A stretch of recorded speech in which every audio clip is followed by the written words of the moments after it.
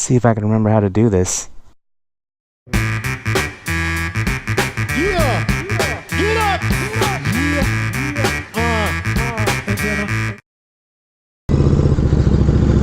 What is up, T.O.Gs? It has been days, and when I say days, I mean like for days, not literally, because it has been weeks since I've been on the bike. And when I say weeks, it's probably been exactly 2 weeks since I hopped on the ride, and I just have not been able to get out. We went through Tech Week for my show, which was a week ago. It started a week ago. Excuse me, 2 weeks ago today. And ever since that got started, there's just been no time. And even before that, I had videos in the queue ready to go. And so it might be longer than 2 weeks since I've been on the bike, which is the longest it's been since I've had the new ride. So to you, this is one continuous stream of videos, but for me, I have not been on the bike. Like I said, we've had Tech Week with my production, and then after that, I got sick. So even though I was off this past week, we've had the illness, which has struck the entire cast, basically, of our little show, our 13-person show. But we're feeling better today. The voice is feeling okay. I made it through the weekend of shows with Mucinex and Afrin nasal spray and cough drops and a strong will. We did it. And you know, it's times like this where you get to respect community theater, and the fact that we don't have understudies. There is no backup plan when you do community theater. The show goes or doesn't. And I have never been in a show where the illness or the injury or whatever it may be has canceled a single show. Now, knock on wood here. Somebody knock on wood for me, because you know, we got 2 weeks left of this run, and I do not want to jinx this amazing production that I'm a part of right now. It's one of the greatest casts I've ever been a part of. Just love the people involved. There's not a lot of crossover. I don't think anyone from my show will ever watch this video, but if they do, just know the cast of Amelie 2019, near and dear to my heart in so many ways. It's been an amazing run. Anyway, that's more than you need to know about what's going on in my life right now, because I got something to talk about.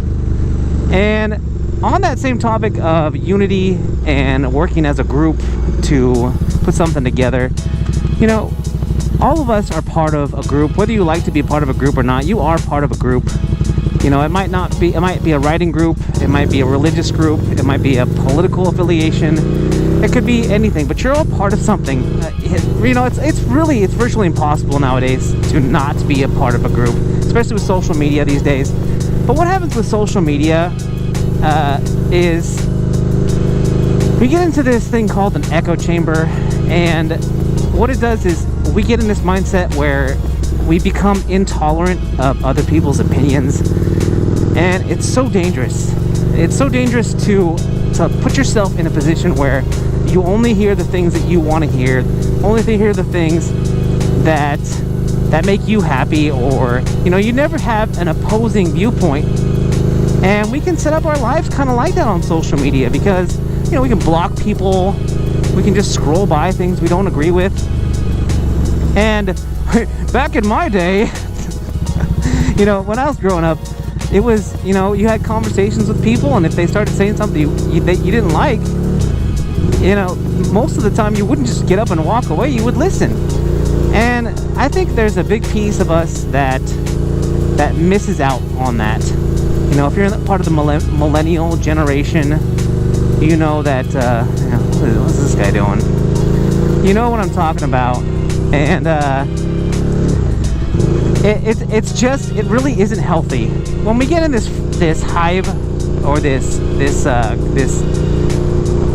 echo chamber that I'm talking about, what happens is it suppresses our empathy, and it kind of breeds hatred. And if there's anything I know about hatred, it's the opposite of love.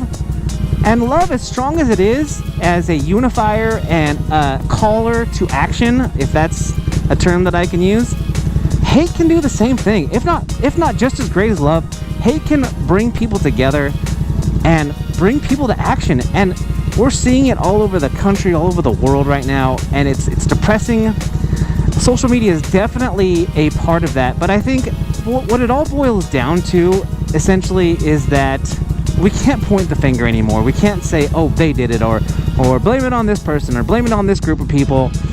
What it comes down to is you've got to make the choice yourself to pull yourself up out of that echo chamber. You know, unblock some of those friends that maybe in the past said some things that you didn't agree with. Find out what they've got to say. Listen to them. Find out why they feel that way about something. This is one of the hardest things to do. I know for a fact, because, you know, there was a time in my life where I didn't want to listen to anybody else. I pushed everybody away. And what happens is you become a very lonely and isolated person. And again, that is very, very unhealthy. I know for a fact that myself, I suffer from depression, and that was probably the worst thing I could have done, was to push everybody away. So even though we want to put ourselves in a situation where, you know, we have people around us that agree with us and that build us up and prop us up, we also have to be careful that we don't isolate ourselves so much. And sometimes, you know, we can be part of a group and still be isolated. So we need to take a look at ourselves. And this is a quote from the great Lego Batman.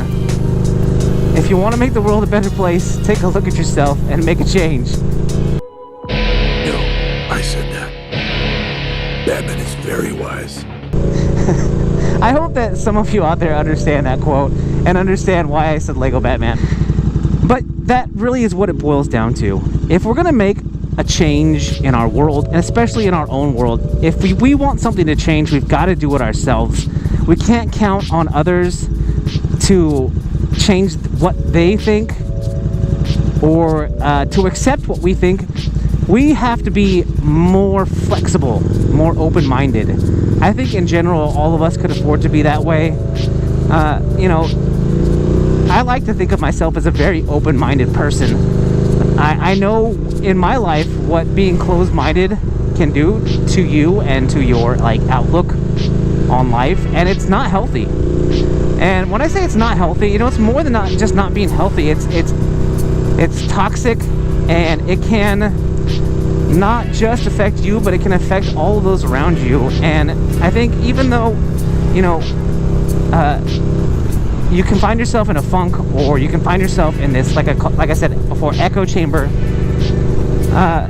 it doesn't just affect us, it affects those around us. So anyway, this is my call to action to all of you good people out there, because I appreciate all of you who watch my channel, who watch my videos, who chime in the comment section. And my call to action to you guys is to find it in yourselves to take a minute and listen to somebody and somebody's viewpoint that you don't agree with, because I think that we could all afford to have a little more empathy in our lives, and that's me included. I'm not just going to sit here and preach at you and pretend like I'm just an amazing person who doesn't do anything wrong. Absolutely, this is my own, and a lot of the times when I make videos like this is kind of like a call from within, to not just get you guys to think about it, but also to get myself in that frame of mind to make some change for the better. So anyway, guys,